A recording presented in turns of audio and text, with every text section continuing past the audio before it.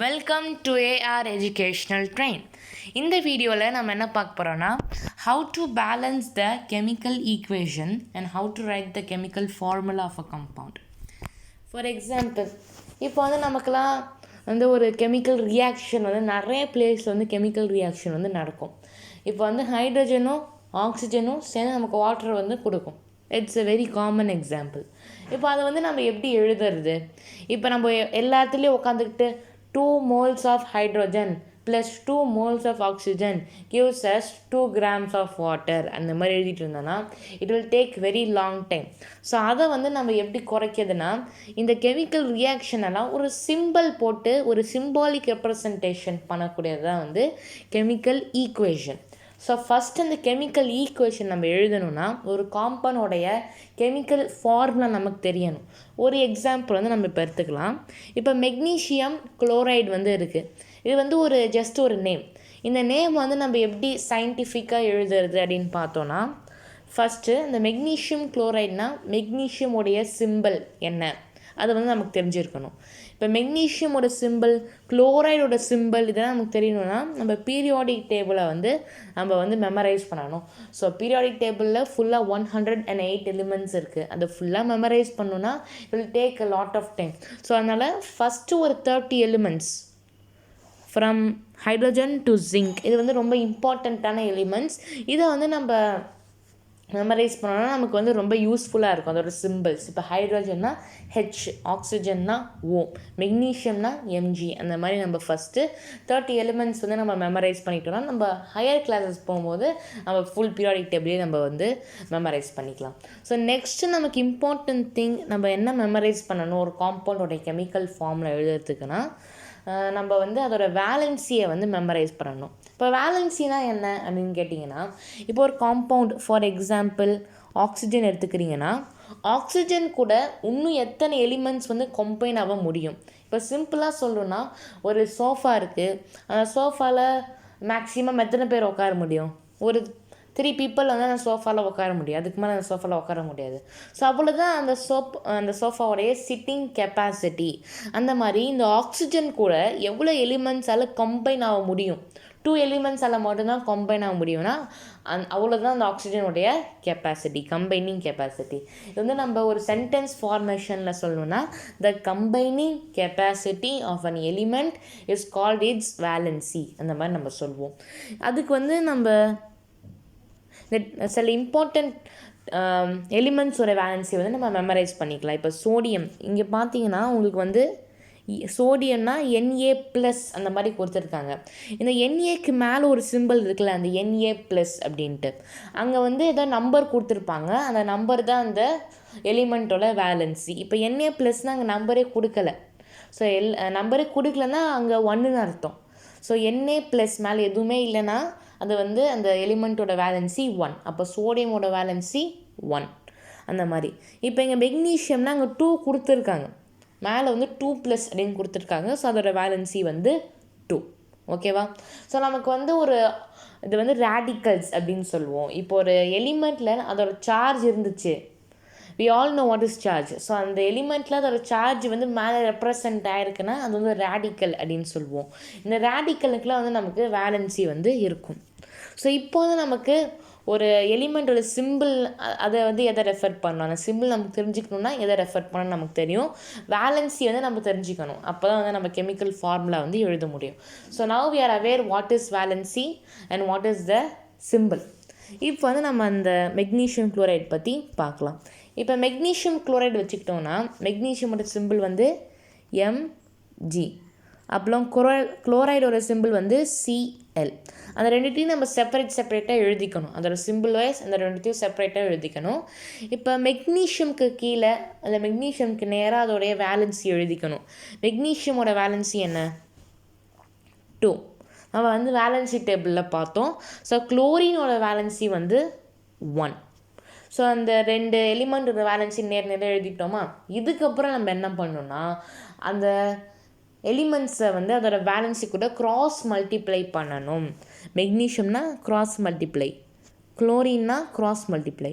So இந்த மாதிரி நான் கிராஸ் மல்டிப்ளை பண்ணிட்டேன்னா இந்த 1 எனக்கு மெக்னீஷியம்க்கு வந்துடும். ஓகேவா? இந்த குளோரினோட இந்த 1 வந்து மெக்னீஷியமுக்கு வந்துடும். மெக்னீஷியமோட 2 வேலன்சி வந்து குளோரினுக்கு வந்து போயிடும். ஆனால் cross multiplication. So which is equal to Mg1Cl2. இப்போ வந்து நம்ம மெக்னீஷியம் குளோரைடு இருக்குன்னா நம்ம நிறைய பேர் என்ன பண்ணுவாங்கன்னா ஜஸ்ட்டு சிம்பிள் மட்டும் எழுதிடுவாங்க, MgCl. அது ஈஸி தான், சிம்பிள் மட்டும் எழுதுறது. ஸோ சிம்பிள் மட்டும் எழுதுனா அது வந்து இன்கரெக்ட் ஆகிடும். அதுக்கு கீழே ஒரு நம்பர் வரும்ல, அது எப்படி வருதுன்னா இந்த 2 எலிமெண்ட்ஸோடைய வேலன்ஸியை க்ராஸ் மல்டிப்ளை பண்ணும்போது கீழே இருக்க அந்த நம்பர் வந்து நமக்கு வருது. ஓகேவா? ஸோ இப்படி தான் ஒரு எலிமெண்ட்டோடைய கெமிக்கல் ஃபார்முலா வந்து நம்ம எழுதுவோம், இல்லை ஒரு கம்பவுண்டோடைய கெமிக்கல் ஃபார்முலா. இப்போ இன்னும் சில எக்ஸாம்பிள்ஸ் வந்து நம்ம பார்க்கலாம். இப்போ வந்து அலுமினியம் சல்ஃபேட். இப்போ அலுமினியம் சல்ஃபேட் வந்து எப்படி எழுதுறது? ஸோ அலுமினியமோடைய சிம்பிள் வந்து Al.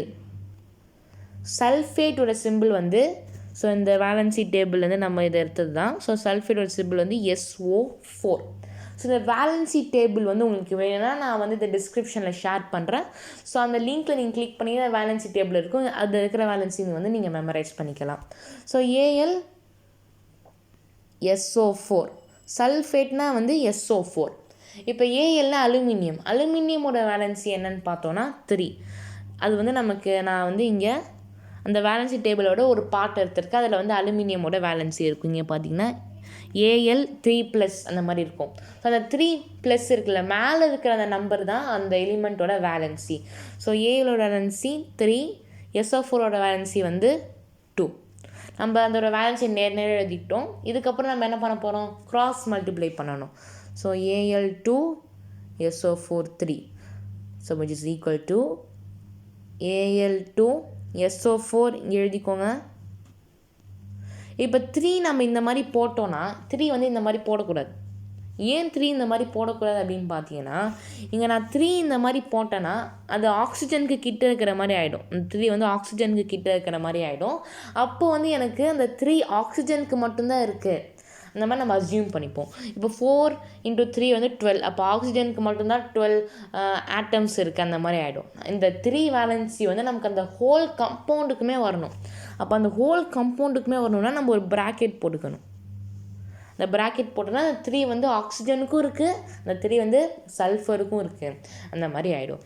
ஸோ இது வந்து அலுமினியம் சல்ஃபைடோட கம்பவுண்ட் நேம். நம்ம இன்னொரு எக்ஸாம்பிள் வந்து பார்க்கலாம். Carbon tetrachloride. இப்போ கார்பன் டெட்ராக்ளோரைடில் ஃபஸ்ட்டு பேசிக் எலிமெண்ட் என்ன? கார்பனும் குளோரைடு இருக்குது. அதை வந்து எழுதிக்கோங்க, கார்பன் குளோரைடு. கார்பனோட வேலன்சி என்ன அப்படின்னு பார்த்தோன்னா, இங்கே இந்த இமேஜில் பார்த்தீங்கன்னா கார்பன் கூட 4 ஆட்டம்ஸ் ஆஃப் ஹைட்ரோஜன் வந்து கம்பைன் ஆகிருக்கு. அதுலேருந்து நமக்கு என்ன தெரிய வருது? கார்பனோடைய கம்பைனிங் கெப்பாசிட்டி வந்து 4, அதாவது வேலன்சி வந்து 4. So carbon valency 4. குளோரினுக்கு வந்து இங்கே பார்த்தீங்கன்னா Cl- அந்த மாதிரி இருக்குது. Cl- என்ன அர்த்தம்? மேலே எதுவுமே இல்லை, மேலே நம்பருமே இல்லைன்னா அங்கே 1 இருக்கிறதா அர்த்தம். ஓகேவா? ஸோ இங்கே வந்து நம்ம குளோரின் கீழே 1 வந்துடும். இதுக்கப்புறம் என்ன பண்ணோம்? நம்ம எல்லாருக்குமே தெரியும், க்ராஸ் மல்டிப்ளை. ஸோ நான் க்ராஸ் மல்டிப்ளை பண்ணேன்னா கார்பனுக்கு அந்த 1 வந்துடும். ஸோ கார்பனுக்கு வந்து 1 வந்துச்சுன்னா அந்த 1 வந்து ரெப்ரசன்ட் பண்ணணும்னு வந்து அவசியம் கிடையாது. அங்கே எதுவுமே இல்லை, நோ சப்ஸ்கிரிப்ட் அப்படின்னு இருந்தாலே நமக்கு வந்து அங்கே 1 இருக்கிறதா அர்த்தம். ஸோ 1 நீங்கள் மென்ஷனும் பண்ணலாம், இல்லை மென்ஷன் பண்ணாலும் இருக்கலாம். ஸோ அப்புறம் Cl4. ஸோ நான் க்ராஸ் மல்டிப்ளை பண்ணதுனால கார்பனோட வேலன்சி குளோரினுக்கு வந்துடும், குளோரினோட வேலன்சி கார்பனுக்கு வந்துடும். ஸோ இப்படி தான் வந்து ஒரு எலிமெண்ட்டோடைய கெமிக்கல் ஃபார்முலா வந்து நம்ம எழுதுவோம். இப்போ இன்னொரு எக்ஸாம்பிள் பார்த்தீங்கன்னா கால்சியம் கார்பனேட். இப்போ கால்சியம் கார்பனேட்டில் அதை எப்படி எழுதுவோன்னா, கால்சியம் வந்து Ca, கார்பனேட் வந்து CO3 தான் வந்து கார்பனேட். ஸோ அதோட வேலன்சி எழுதி அந்த 2 வேலன்ஸையும் நம்ம க்ராஸ் மல்டிப்ளை பண்ணி போட்டோன்னா நமக்கு வந்து அதோட ஆன்சர் வந்து கிடச்சிரும். ஸோ இப்படி தான் ஒரு எலிமெண்ட்டோட கெமிக்கல் ஃபார்முலா வந்து நம்ம எழுதுவோம். இப்போ ஒரு எலிமெண்ட்டோட கெமிக்கல் ஃபார்முலா எப்படி எழுதணும்னு நமக்கு தெரியும். இப்போ வந்து அதோடைய கெமிக்கல் ஈக்குவேஷனை எப்படி பேலன்ஸ் பண்ணுறது? இப்போ இந்த கெமிக்கல் ஈக்குவேஷன் நீங்கள் பார்த்தீங்கன்னா, ஸோ N2 + -H2 = -NH3. இதை எப்படி எழுதுறது? ஸோ இங்கே வந்து ஆக்சுவலி என்னென்னா இது வந்து நைட்ரோஜன். ஓகேவா? என்னன்னா நைட்ரோஜன், ஹெச்னா ஹைட்ரோஜன். ஸோ NH3னா நைட்ரோஜன் ப்ளஸ் ஹைட்ரோஜன். இப்போ வந்து இந்த ஏரோ மார்க் இருக்குல்ல, இந்த ஏரோ மார்க்குக்கு முன்னாடி இருக்கிற சப்ஸ்டன்ஸ் வந்து நம்ம ரியாக்டன்ஸ் அப்படின்னு சொல்லுவோம். இந்த ஏரோ மார்க் ஆஃப்டர் இருக்குல்ல, அதை வந்து நம்ம ப்ராடக்ட் அப்படின்னு சொல்லுவோம். இப்போ இங்கே ஆக்சுவலி எப்படி பேலன்ஸ் பண்ணணும் அப்படின்னு கேட்டிங்கன்னா, நமக்கு ரியாக்டன்ஸில் இருக்கிற அந்த ஆட்டம்ஸும், ஹைட்ரோஜனுக்கு இப்போ 2 ஆட்டம்ஸ் இருக்குது, ஓகேவா? இந்த ரியாக்டன்ஸில் அந்த ஆட்டம்ஸும் நமக்கு ப்ராடக்டில் இருக்கிற அந்த ஆட்டம்ஸும் வந்து ஈக்குவலாக இருக்கணும். இப்போ இங்கே வந்து நைட்ரோஜன் வந்து 2 இருக்குது, இங்கே நைட்ரோஜன் 1 தான் இருக்குது, ஈக்குவலாக இல்லை. ஸோ இங்கே வந்து ஹைட்ரோஜன் வந்து 2 இருக்குது, இங்கே ஹைட்ரோஜன் வந்து 3 இருக்குது, ஈக்குவலாக இல்லை. அதை வந்து நம்ம எப்படி ஈக்குவல் பண்ணுறது அதை வந்து நம்ம பார்க்கலாம். So N2 + H2 = NH3. First அந்த ஈக்குவேஷனில் இருக்கிற எலிமெண்ட்ஸில் எழுதிக்கணும். என்னென்ன எலிமெண்ட்ஸ் இருக்குது? N நைட்ரோஜன் இருக்கா, அப்புறம் ஹைட்ரோஜன் 2 எலிமெண்ட்ஸ் தான் இருக்குது. நைட்ரோஜன் வந்து ரியாக்டன்ஸ் அது எவ்வளோ இருக்குது? ரியாக்டன்ஸ் நைட்ரோஜனோட ஆட்டம்ஸ் என்ன, ரியாக்டன்ஸில் ஹைட்ரோஜனோட ஆட்டம்ஸ் என்ன, அதுக்கப்புறம் ப்ராடக்டில் நைட்ரோஜனோட ஆட்டம்ஸ் என்ன, ஹைட்ரோஜனோட ஆட்டம்ஸ் என்ன நம்ம எழுதணும். ரியாக்டன்ஸ் பார்த்தோன்னா நைட்ரோஜன் வந்து 2 இருக்குது, ஹைட்ரோஜன் ரியாக்டன்ஸ் வந்து 2 இருக்குது. ஆனால் ப்ராடக்டில் பார்த்தீங்கன்னா நைட்ரோஜன் வந்து 1 தான் இருக்குது, ஹைட்ரோஜன் வந்து 3 இருக்குது. இது வந்து நம்ம ஈக்குவல் ஆக்கணும், ஓகேவா? இது எப்படி ஈக்குவல் ஆக்குறது அப்படின்னு கேட்டிங்கன்னா, இப்போ இங்கே வந்து ஹைட்ரோஜன் எதுவுமே இல்லை.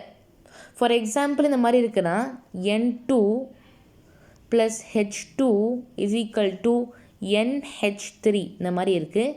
இங்கே 2 இருக்குன்னா நான் இங்கே 2 போட்டுக்கிறேன், இங்கே 2 போட்டுக்கிட்டே ஈக்குவல் ஆகிடும். N2 இங்கே 2 இருக்கா, இங்கே 2 இருக்கா, அந்த மாதிரி ஈக்குவல் ஆகிடும். இந்த மாதிரி நம்ம போட்டோன்னா நம்ம ஆன்சர் வந்து தப்பு. ஏன் அப்படின்னு கேட்டிங்கன்னா, நம்ம எப்போவுமே இந்த கீழே இருக்கிற நம்பரை மட்டும் நம்ம we cannot able to change. அதை வந்து நம்ம தொடவே கூடாது, அதை வந்து நம்ம மாற்றவே கூடாது. ஏன்னா அது வந்து அந்த எலிமெண்ட்டுக்கு நேச்சுரலாக அக்கர் ஆகிற ஒரு நம்பர், அதை வந்து நம்ம we cannot able to change. அப்போ எங்கேயே வந்து நம்ம நம்பர் ஆட் பண்ண முடியும்னா இந்த ஃப்ரண்ட் இருக்குல்ல, இந்த ஃப்ரண்ட்டில் தான் நம்மளால் நம்பரை வந்து ஆட் பண்ண முடியும், ஓகேவா? அதனால தான் இங்கே கூட நமக்கு வந்து ஃப்ரண்ட்டில் தான் டேஷ் கொடுத்துருக்காங்க, ஓகேவா? இந்த ஸ்லைடில் பார்த்தீங்கன்னா உங்களுக்கு ஃப்ரண்ட்டில் தான் டேஷ் கொடுத்துருக்காங்க. ஏன்னா இந்த நம்பர் வந்து நம்மளால் சேஞ்ச் பண்ண முடியாது, ஓகேவா? ஸோ அதை வந்து நம்ம சேஞ்ச் பண்ண முடியாது, அதை வந்து சேஞ்ச் பண்ணவும் கூடாது. ஸோ அதுக்கு முன்னாடி இருக்கிற இடத்துல தான் நம்ம வந்து இந்த கோஎஃபிஷியன்ட் வந்து ஆட் பண்ணணும், ஓகே? ஸோ இப்போ வந்து நமக்கு எப்படி ஆட் பண்ணணும்னு தெரிஞ்சிருச்சு. அதை வந்து நம்ம எரேஸ் பண்ணிக்கலாம், அப்போ தான் வந்து நமக்கு டவுட் இருக்காது. ஓகே, இப்போ வந்து எனக்கு நைட்ரோஜன் வந்து இங்கேயும் 2 ஆகிடுச்சா, இங்கேயும் வந்து எனக்கு நைட்ரோஜன் வந்து 2 ஆகிடுச்சு, இங்கேயும் நைட்ரோஜன் 2, எனக்கு இதுலேயும் 2 இதுலேயும் 2 தான் எனக்கு நைட்ரோஜன் வந்து ஃபுல்லாக ஈக்குவல் ஆகிடுச்சு. ஸோ நான் இங்கே வந்து 2 போட்டுக்கிறேன், ஓகேவா? இப்போ நைட்ரோஜன் வந்து ஈக்குவல் ஆகிடுச்சு. இப்போ ஹைட்ரோஜன் பற்றி பார்க்கணும். கொஸ்டினில் நமக்கு வந்து எவ்வளோ இருக்குது? 2 இருக்குது, ஆன்சரில் 3 இருக்குது. இப்போ இந்த 2யும் 3 எப்படி ஈக்குவல் ஆக்குறது?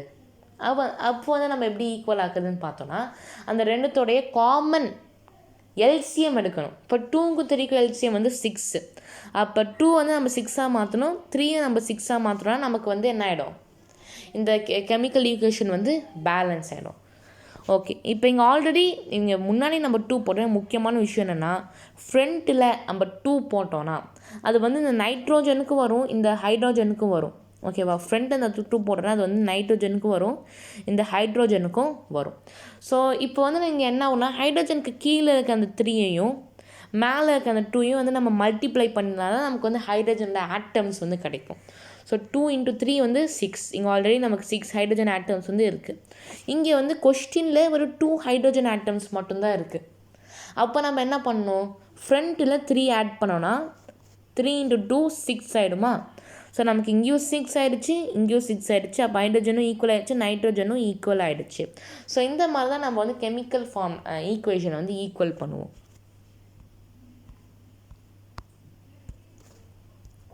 ஸோ இங்கே வந்து நம்ம எழுதலாமா? So N2 + 3H2 = 2NH3. So இதான் வந்து இதோடைய ஈக்குவேட்டட் ஃபார்முலா. இப்போ நெக்ஸ்ட்டு நம்ம என்ன பார்க்க போகிறோன்னா, ஒரு 3 எக்ஸாம்பிள்ஸ் வந்து நம்ம இதில் பார்க்கலாம். செகண்ட் எக்ஸாம்பிள் வந்து K, அதாவது potassium chloride oxide. Okay, KClO3 is equal to dash KCl plus O2. இதை வந்து எப்படி நம்ம எழுதுறது? நம்ம ஃபஸ்ட் என்ன ஸ்டெப் பண்ணோம்? என்னென்ன எலிமெண்ட்ஸ் இருக்குது அதை ஃபஸ்ட் எழுதிக்கணும். ஃபஸ்ட்டு ஸ்டெப் பண்ண வாட் ஆர் தி எலிமெண்ட்ஸ் இந்த கெமிக்கல் ரியாக்ஷன் அதை வந்து ஃபஸ்ட்டு எழுதிக்கணும். Potassium, chlorine, oxygen. பொட்டாசியம் வந்து ரியாக்டன்ஸில் எவ்வளோ இருக்குது, ப்ராடக்டில் எவ்வளோ இருக்குதுன்னு பார்க்கணும். பொட்டாசியம் வந்து இங்கேயும் ஒன்று தான் இருக்குது, எதுவுமே இல்லைன்னா ஒன்று தான் இருக்குது, ப்ராடக்ட்லேயும் ஒன்று தான் இருக்குது, பொட்டாசியம் ஈக்குவலாக இருக்குது. குளோரின் பற்றி பார்த்தோன்னா குளோரின் வந்து குளோரினும் இங்கேயும் ஒன்று தான் இருக்குது, இங்கேயும் ஒன்று தான் இருக்குது, அப்போ குளோரினும் ஈக்குவலாக தான் இருக்குது. இல்லை ஆக்சிஜன் மட்டும் தான் டிஃப்ரெண்ட்டாக இருக்குது, இங்கே 3 இருக்குது, இங்கே 2 இருக்குது, அதை எப்படி ஈக்குவல் ஆக்குறது? ஸோ ரியாக்டன்ஸில் 3 இருக்குது, இதில் ப்ராடக்டில் 2 இருக்குது. நான் முன்னாடியே சொன்னேன் 3யும் 2யும் நம்மளால் ஈக்குவல் ஆக்க முடியாது. ஸோ நம்ம என்ன பண்ணிக்கிறோன்னா அதோடைய காமன் எல்சிஎம் 6 எடுத்து 3ஐ வந்து 6ஆக மாற்றிக்கிறோம், 2ஐ வந்து 6ஆக மாற்றிக்கிறோம். அப்போ வந்து நமக்கு ஈஸியாக இருக்கும். இப்போ இங்கே இருக்கிற இந்த ஆக்சிஜனை நான் 6ஆக மாற்றணுன்னா நான் ஃப்ரண்ட்டில் என்ன நம்பர் போட்டேன்னா எனக்கு இங்கே இந்த 3 கூட மல்டிப்ளை 6 கிடைக்கும். எனக்கு நீங்களே சொல்லுங்கள். இங்கே வந்து எனக்கு 3 இருக்குது, நான் ஃப்ரண்ட்டில் ஒரு நம்பர் போடுவேன், அந்த நம்பர் கூட இந்த 3 வந்து எனக்கு மல்டிப்ளை ஆகி 6 வரணும். அப்போ அங்கே வந்து நான் என்ன நம்பர் போடணும்? அஃப்கோர்ஸ் நம்ம 2 தான் போடணும். ஸோ 2 × 3 6. இப்போ இங்கே வந்து எனக்கு இங்கே 6 ஆகிடுச்சு, இங்கே ஈக்குவல் ஆகிடுச்சு. இங்கேயும் நான் 6ஆக மாற்றணும். நம்ம ஏன் 6ஆக மாற்றுறோன்னா 3க்கும் 2க்கும் அந்த ரெண்டுத்தையும் ஈக்குவல் ஆக்க முடியாது. ஸோ அந்த ரெண்டுத்தோட எல்சிஎம் எடுத்தால் 6. அப்போ அந்த ரெண்டுத்தையும் நம்ம 6ஆக மாற்றிக்கணும். ஓகேவா? இப்போ இங்கே ஓக்கு கீழே 2 இருக்குது. அப்போ அதோட கோஎஃபிஷியன்ட் ஃப்ரண்ட்டில் போகிற நம்பர் கோஎஃபிஷியன்ட் அப்படின்னு சொல்லுவோம். நம்ம என்ன கோஎஃபிஷியன்ட் போட்டால் அது வந்து அந்த கீழே இருக்கிற நம்பர் 2 கூட மல்டிப்ளை ஆகி 6 கிடைக்கும். ஏன் அதோட ஆன்சர் வந்து 3 போட்டால் எனக்கு வந்து 6 கிடச்சிரும். ஓகேவா? இப்போ ஆக்சிஜன் வந்து நம்ம ஈக்குவல் ஆக்கிட்டோம். ஓகேவா? இங்கேயும் வந்து நமக்கு 6 ஆக்சிஜன் இருக்கா, 2 × 3 6, இங்கே வந்து 3 × 2 6. ஸோ ஆக்சிஜன் கேஸ் வந்து நம்ம ஈக்குவல் ஆக்கிட்டோம். இப்போ நம்ம என்ன ஈக்குவல் பண்ணணும்? இப்போ இது ஈக்குவல் ஆகிடுச்சு, ஆனால் ஏற்கனவே ஈக்குவலாக இருந்த பொட்டாசியமும் குளோரைடு வந்து இப்போ டிஃப்ரெண்ட் ஆகிடுச்சு. இங்கே 2 நான் ஃபஸ்ட்டே சொன்னேன், இங்கே கோஎஃபிஷியன்ட்டில் 2 வந்துச்சுன்னா அது வந்து அந்த காம்பவுண்டில் இருக்கிற எல்லா எலிமெண்ட்ஸுக்கும் சேர்த்து தான் அந்த 2. இந்த 2 வந்து பொட்டாசியமுக்கு வரும், இந்த 2 வந்து குளோரைடுக்கும் வரும். ஓகேவா? அப்போனா 2 KCl.